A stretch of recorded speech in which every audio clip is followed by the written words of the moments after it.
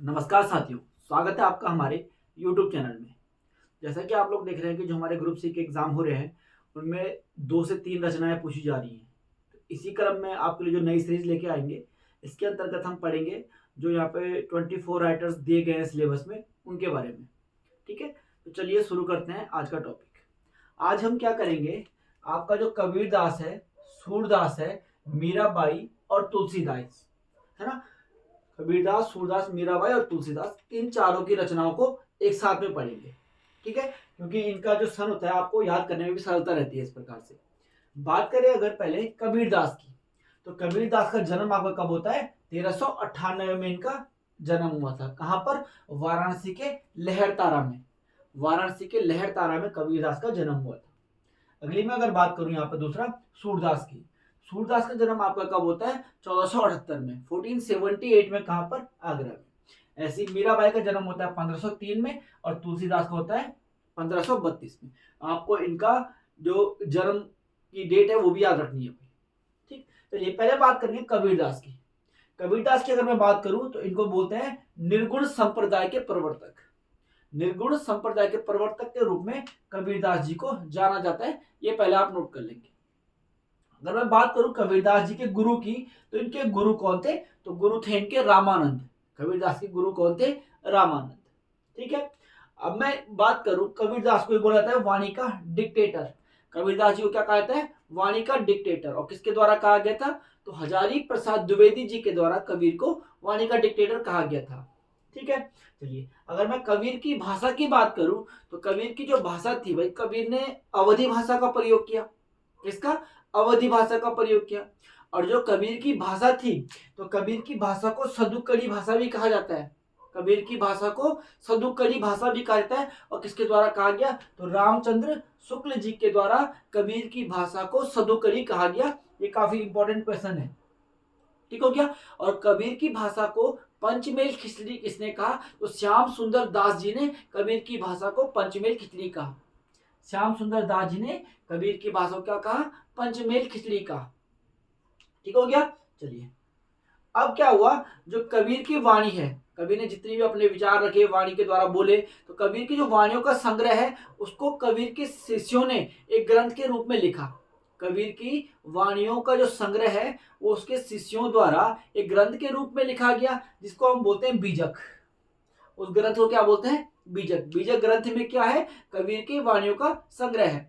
अब जो बीजक ग्रंथ है इसके 3 भाग हैं। वो 3 हो जाएंगे आपका साखी, सबद और रमेनी। बीजक ग्रंथ के 3 भाग है, साखी, सबद, रमेनी। ये होता है हमारा कबीरदास जी कंप्लीट। कबीरदास के बारे में आपको इतनी सारी चीजें पता होनी चाहिए। ठीक, अब बात करता हूं मैं सूरदास की। ठीक हो गया। 1478 में इनका जन्म हो रहा है आगरा में। सूरदास को ही खंजन नयन कहा जाता है भाई, है ना? बचपन से ही जन्मान थे, इसलिए क्या कहा जाता है? खंजन नयन भी कहा जाता है। सूरदास जी को खंजन नयन किसने कहा? तो सूरदास जी को खंजन नयन किसने कहा? श्याम सुंदर दास ने कहा। किसके द्वारा कहा गया? श्याम सुंदर दास के द्वारा कहा गया। ठीक, चलिए जो आपका सूरदास है ये क्या है भाई? आपके पुष्टि मार्ग संप्रदाय के अष्टछाप कवियों में से एक है। किसके? पुष्टि मार्ग संप्रदाय के अष्टछाप कवियों में से एक है आपका सूरदास जी। ठीक है, सूरदास को ही भाई अष्टछाप का जहाज कहा जाता है। यहाँ पे लिखा हुआ है सूरदास को क्या कहा जाता है? अष्टछाप का जहाज किसको कहा जाता है? सूरदास जी को। इंपॉर्टेंट क्वेश्चन है, इसको आप याद करेंगे भाई। ठीक हो गया। सूरदास जी को ही वात्सल्य रस का सम्राट कहा जाता है। किसका? वात्सल्य रस का सम्राट भी किसे कहा जाता है? सूरदास जी को। मैं इनकी रचनाओं की बात करूं, इनकी एक रचना आती है भाई सूरसागर। ठीक हो गया। सूर सागर। सूर सागर को ही आपका राग सागर भी कहा जाता है। सूर सागर जो इनकी रचना है उसको क्या कहता है? राग सागर। जो इनकी सूर सागर रचना है, इसमें आप लोग नोट कर लेंगे भाई, सूर सागर रचना में ही कृष्ण भगवान के बाल लीलाओं का वर्णन किया गया है। ये क्वेश्चन काफी इंपॉर्टेंट है, पूछा जाता है आपसे कि श्री कृष्ण भगवान की बाल लीलाओं का वर्णन कहां पर किया गया है? तो सूर सागर में किया गया है। इसके अलावा इनकी हो जाएगी भ्रमर गीत, इनकी रचना है भ्रमर गीत। साहित्य लहरी इनकी है। सूर सारावली है इनकी। ब्याहलो हो जाएगी, ब्याहलो। नर दमयंती हो जाएगी, नर दमयंती। और एक हो जाएगी आपका नाग लीला। लास्ट में एक पढ़ लेना आप लोगों ने, नाग लीला। ठीक है, सूर सागर, भ्रमर गीत, साहित्य लहरी, सूर सारावली, ब्याह लो, नल दमयंती और नागलीला, ये रचनाएं आपको सूरदास जी की याद रखनी है। ठीक, चलिए अब बात करते हैं मीराबाई की। जन्म होता है भाई 1503 में। ये क्या है आपकी मीराबाई हिंदी की पहली कवियत्री है। ये हिंदी की पहली कवियत्री इनको कहा जाता है। ठीक हो गया। इनकी रचनाओं की बात करें, इनकी रचना जाएंगे आपका राग गोविंद, गीत गोविंद का ठीका, नरसिंह जी का मायरा और राग सोरठा। ठीक हो गया। पहला राग गोविंद, गीत गोविंद का टीका, नरसिंह जी का मायरा और राग सोरठा आपको याद रखनी है किसकी? मीराबाई की। ठीक, चलिए अब बात की जाए अगर तुलसीदास की, बात की जाए किसकी? तुलसीदास की। तुलसीदास को कहा जाता है भाई आपका राम बोला। तुलसीदास को क्या कहता है? राम बोला इनको कहा जाता है। ठीक हो गया।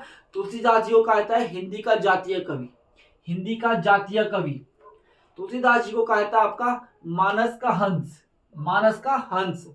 लोक नायक, ये इंपॉर्टेंट नाम है, याद रखेंगे आप लोग। हिंदी का जातीय कवि, लोकनायक इनको कहा जाता है, मानस का हंस इनको कहा जाता है।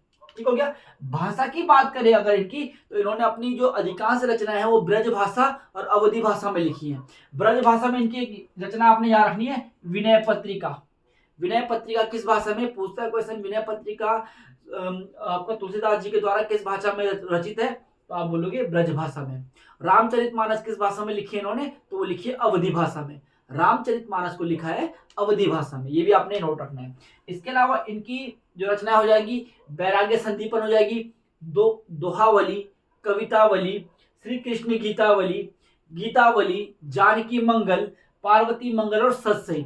जो आपका एक श्री कृष्ण गीतावली है, इसको पूछ चुका है आपका जो पुलिस का एग्जाम होता है, पुलिस कांस्टेबल वाला, उसे पूछा श्री कृष्ण गीतावली किसकी रचना है। क्योंकि भाई अगर बात करें श्री कृष्ण के भक्त कौन थे, तो वो थे आपका सूरदास। ठीक हो गया। जबकि तुलसीदास तो राम भक्त थे, लेकिन फिर भी श्री कृष्ण गीतावली किसकी है? तुलसीदास जी की है। गीतावली जितनी किताबों, जितनी भी रचनाओं के नाम में वली वली आएगा लास्ट में, तो वो इनकी है सारी। दोहावली, कवितावली, श्री कृष्ण गीतावली, गीतावली, सारी रचना इनकी है। इसके अलावा आप लोग जानकी मंगल, पार्वती मंगल और सत्सई इनकी याद रखेंगे। तो आप इसका एक स्क्रीनशॉट ले लेंगे फटाफट से, और ये चारों रचनाएं आपने याद करनी है भाई आज ही। जैसे आप इस वीडियो को देखते हैं, आज ही आपने चारों रचनाएं याद करनी है। कल आपका एक नया राइटर लेके आएंगे हम लोग। आज की वीडियो में इतना ही। अगर वीडियो अच्छा लगा है तो लाइक करें, शेयर करें, कमेंट करें। Thank you.